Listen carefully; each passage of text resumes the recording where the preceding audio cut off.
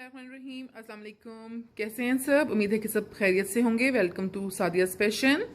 आज मैं अपने किचन में बहुत ही हटके बहुत ही डिफरेंट चीज़ बनाने जा रही हूँ। इसको कहते हैं लिबियन हरीसा। आपको याद होगा जो मैंने अपनी सुबह नाश्ते की सैंडविच की वीडियो में लगाया था चीज़ से पहले। ये लाल मिर्चों और लहसुन की चटनी टाइप समथिंग होता है, लेकिन इसको यहाँ पे हरीसा कहते हैं। तो चलें अपने प्रोसेस की तरफ चलते हैं। मैंने तकरीबन मिर्चें ली हैं 3 पाव के करीब, लहसुन लिया है तकरीबन 1 पाव के करीब, इसको छील लिया है। आधा कैन मैंने लिया है टमाटो पेस्ट का। नमक लिया है तकरीबन 3 टीस्पून और तेल लिया है तकरीबन हाफ कप। और तेल हम मज़ीद और ऐड करेंगे, हाफ कप के करीब मज़ीद और ऐड करेंगे इसको पकाते हुए। तो सबसे पहले मिर्चों को हम कटिंग कर लेते हैं। इसके आगे से इसको कटिंग कर लेते हैं। मिर्चें बहुत ध्यान से कटिंग करें, तेज़ होंगी तो हाथों में बहुत लगेंगी।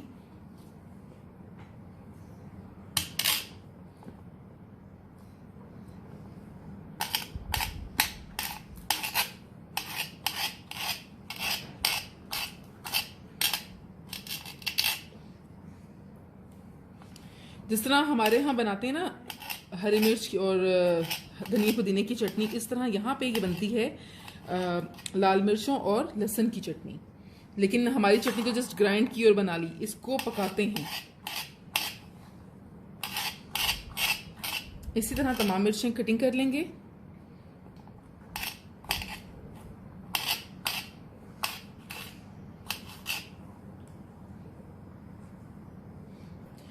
मिर्चें हमारी तमाम कट चुकी हैं। अब मैं मिर्चों को ग्राइंडर में डाल के ग्राइंड कर लेती हूँ और साथ ही मैं इसमें ये तमाम लहसुन भी शामिल कर दूंगी।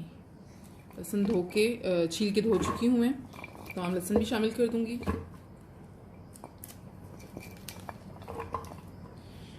ग्लव्स पहन के काम करना बहुत मुश्किल हो जाता है, बट मिर्चों की वजह से पहनना ज़रूरी था, वरना हाथों में बहुत जलन होनी थी। चलें पहले मैं इतनी ग्राइंड कर लेती हूँ और उसके बाद फिर मैं आपसे मिलती हूँ। पैन में ऑयल मैंने ले लिया और तमाम मिर्ची मैंने साथ ही ग्राइंड कर ली थी। तो अब मैं इस ऑयल में ये मिर्ची ऐड कर देती हूँ। ऑयल वही 1 प्याली भर कर ले लिया मैंने। अब इसको अच्छी तरह से पकाते हैं और जैसे ही ये पकने लगेगा तो उस पॉइंट पे हम इसके अंदर टमाटो पेस्ट शामिल करेंगे। ये साइडों से पकने लग पड़ा है तो इसको हम साथ साथ हिलाते रहेंगे। और ऑयल ज़्यादा डालने का मकसद सिर्फ ये कि जब हम इसको स्टोर करेंगे तो ऑयल की लेयर ऊपर आए, तो ताकि ये जो इसमें फंगस वगैरह ना लग जाए।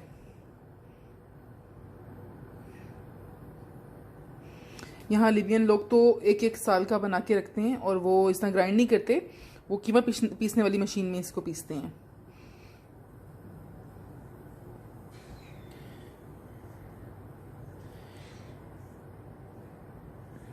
अगर आपको लहसुन का टेस्ट ज़्यादा रिच नहीं पसंद तो आप लहसुन की क्वांटिटी हाफ़ भी कर सकते हैं, क्योंकि मुझे लहसुन का टेस्ट बहुत ज़्यादा रिच इसमें चाहिए था, इसलिए मैंने इतना लहसुन लिया। आप इस मेरी क्वांटिटी के हाफ़ भी कर सकते हैं लहसुन की क्वांटिटी।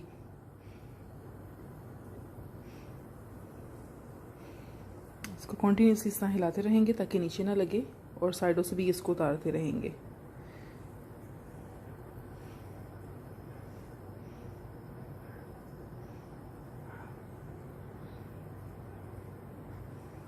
इसमें बबल आना शुरू हो गए हैं। अब इस पॉइंट पे मैं इसके अंदर नमक ऐड करूंगी।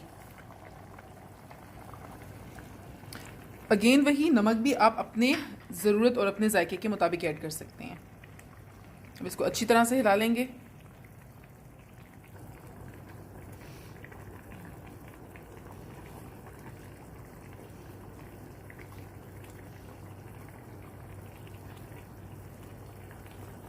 ग्राइंड करते हुए जो पानी डाला था तकरीबन ये तमाम पानी हमें खुश्क करना है।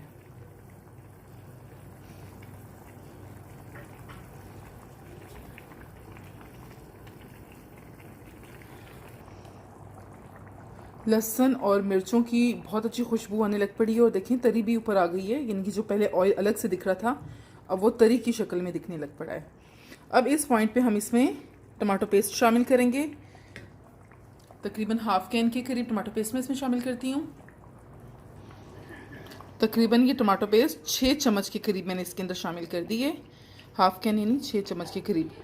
तो अभी अपनी ज़रूरत के अकॉर्डिंग दोबारा देखिएगा, अगर लगे कि एक आध चम्मच और डालना है, बहुत ज़्यादा मिर्चें ना हो जाएं तो, और थोड़ा सा टमाटर का भी रिच टेस्ट आपको चाहिए हो तो फिर इसकी बीच में थोड़ी सी और शामिल कर देंगे टमाटो पेस्ट। अब इसको मिला के अच्छी तरह से मिक्स कर दें ताकि ये सब जगह पे मिक्स हो जाए और फिर और अच्छे से पकने लग पड़े।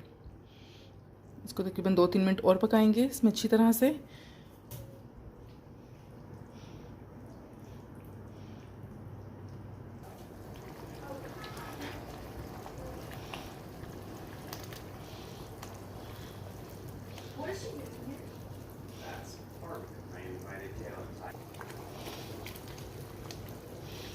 अब इसको कॉन्टीन्यूसली हिलाना है ताकि ये जो पेस्ट है ये अच्छे से मिक्स हो जाए इसके बीच में।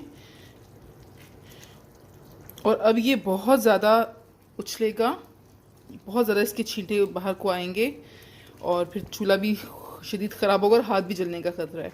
तो इसलिए इस पॉइंट पर बहुत ध्यान रखना है, नीचे ना लगे और हाथ ना जले। सो इसको कॉन्टीन्यूसली हिलाना है। ये देखिए साइडों से किस तरह पक रहा है। बस जब ये अपनी वॉल छोड़ना शुरू कर देगा पैन की तो इट मीन्स ये रेडी है।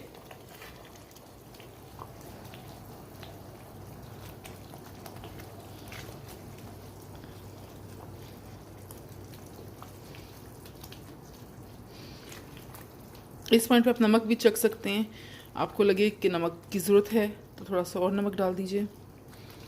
मेरे अकॉर्डिंग इतना ही काफ़ी है।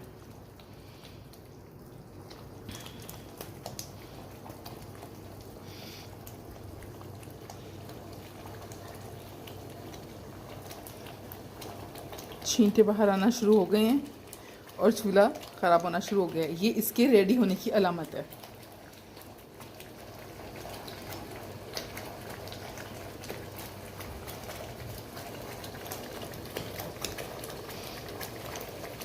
बेहतर होता कि यहाँ पे मैं कोई कपड़ा बिछा लेती। अगेन मैं अब आंच बिल्कुल लो पे कर देती हूँ क्योंकि मुझे इसको कॉन्टीन्यूसली भूनना है, तो अब सफाई का काम तो बाद में ही होगा। इसकी बहुत अच्छी खुशबू आ रही है।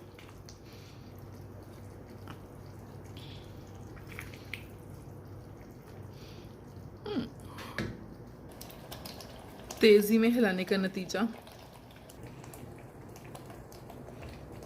इसको स्टिल कॉन्टीन्यूसली हिलाते रहेंगे और अपने आप को बचा के बिल्कुल, क्योंकि चींटे बहुत तेज़ी से उसके उछल रहे हैं और फेस पे भी पड़ सकते हैं, तो इसलिए अपने फेस को भी बचाएं। चूल्हे का तो हाल ये हो गया है। और मैं यहाँ पे अपने फ़र्श का भी हाल दिखा दूँ कि उछल के इसके चींटे यहाँ फ़र्श तक आ गए हैं।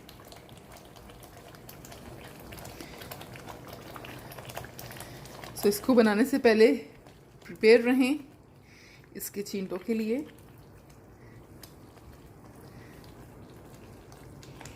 बिल्कुल लो फ्लेम पे इसको भी यहाँ पे फ्राई करेंगे, भूनेंगे जब तक कि अपनी वॉल ना छोड़े। तकरीबन मेरे ख्याल से 2-3 मिनट और पकाना होगा, या हार्डली 5 मिनट और।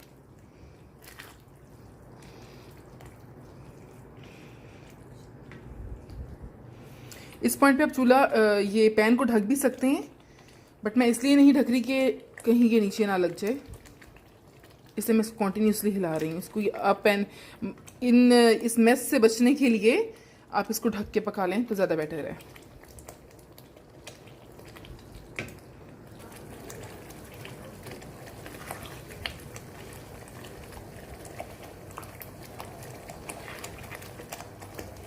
ये देखिए इतना गाढ़ा ये हो चुका है, तो चाहे तो इस पॉइंट पे आप छोड़ सकते हैं, लेकिन मैं इसको थोड़ा सा और गाढ़ा करूँगी।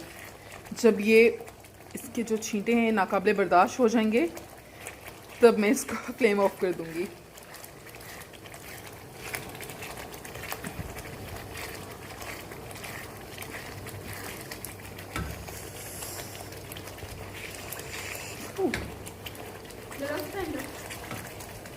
बाजुओं पे तो फिर भी आएंगे ना। तो मेरी बेटी ने आके मुझे मशवरा दिया कि मामा ग्लव्स पहन लो, बट बाजुओं पे और फेस पे तो फिर भी छींटे आएंगे। बस ये तकरीबन रेडी ही होने वाला है।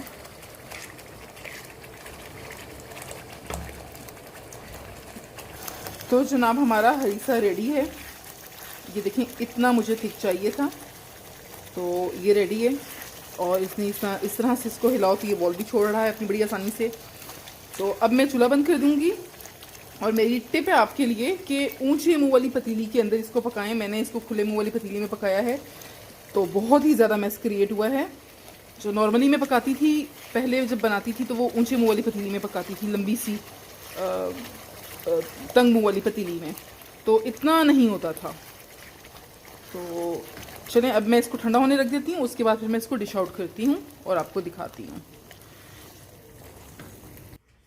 तो जितनी देर में हरीसा ठंडा हुआ मैंने उतनी देर में यहाँ जो मैस क्रिएट किया था वो सब मैंने साफ़ करा हो चुका है। तो अब मैं इसको एक एयर टाइट जार में डालती हूँ।